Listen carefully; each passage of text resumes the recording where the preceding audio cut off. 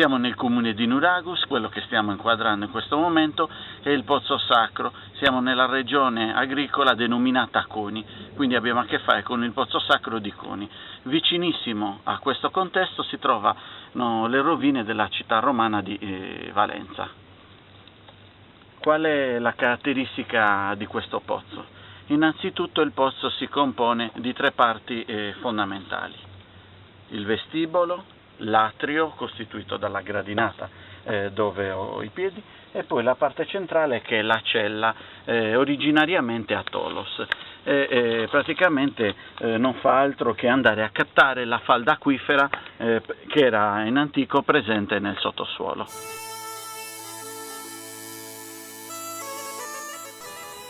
Innanzitutto l'elemento che costituisce il pozzo è il basalto bolloso, lo possiamo notare qua, e non è una pietra che possiamo trovare nella zona, perché come per la tomba dei giganti di Aioda abbiamo visto che il materiale, l'elemento litico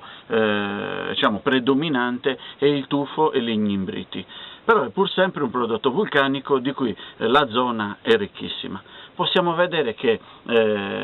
la scalinata per accedere a quello che è il pozzetto di captazione, se vista in sezione, ha una luce quasi ogivale, cioè significa che nella parte superiore probabilmente o c'erano degli architravi o addirittura la parte superiore chiudeva completamente a ogiva perfetta. Potete vedere che i conci sono perfettamente lisciati e lavorati in modo da assumere appunto una forma a porzioni di cerchio, in modo da creare quella che non solo l'accesso, le pareti dell'accesso, ma le pareti di quella che è la cella soprastante il pozzo. Un'altra caratteristica particolare, importante, che si può notare osservando il pavimento del pozzo, c'è un unico grosso macigno che parte da questo punto in particolare e termina qua, che costituisce sia parte della rampa sia una parte del fondo del pozzo, una sorta di pavimentazione. Immaginate voi lo sforzo che i nostri antenati devono aver fatto innanzitutto per sagomare questo tipo di pietra, poi trasportarla, sistemarla e piazzarla in questo contesto, e poi pian piano erigere il resto della Tolos fatto da macigni più piccoli, però sempre sagomati e lisciati. Possiamo vedere che ad isolare la cella, la Tolos, da quello che è il pozzetto di captazione, cioè il punto in cui si capta la falda acquifera, tutto attorno c'è una sorta di ghiera, è leggermente più stretta rispetto a quella che è la base di partenza della Tolos. È fatta da diversi pietroni, la parte inferiore dei pietroni è leggermente sbozzata in modo che penetrasse l'acqua proveniente dalla falda acquifera, e molti pietroni, in particolare questo laterale e parte dell'altro, mostrano che c'era una sorta di pedana e permetteva di raggiungere la parte centrale del pozzo, quasi a permettere il fruitore di questa struttura di fare un ulteriore gradino in più ed avvicinarsi di più a quella che era l'acqua. Quello dove io attualmente sono poggiato per via degli spazi irrisori qua all'interno non è altro che uno dei conci in basalto bolloso, dove potete vedere la faccia a vista, cioè la parte esterna, che è stata sagomata e lisciata come appunto sono i massi che fanno parte di questo contesto. Simili, questo monumento riprende la forma canonica dei pozzi sacri,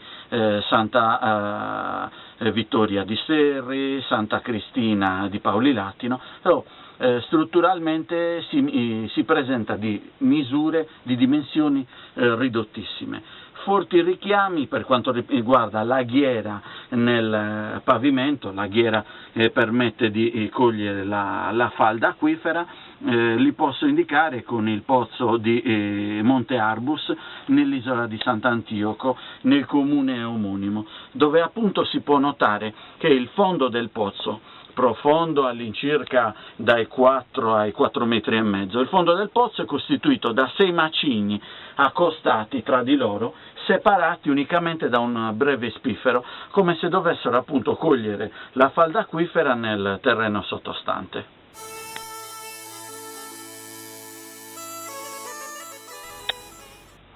Un ultimo elemento che si può sottolineare è che,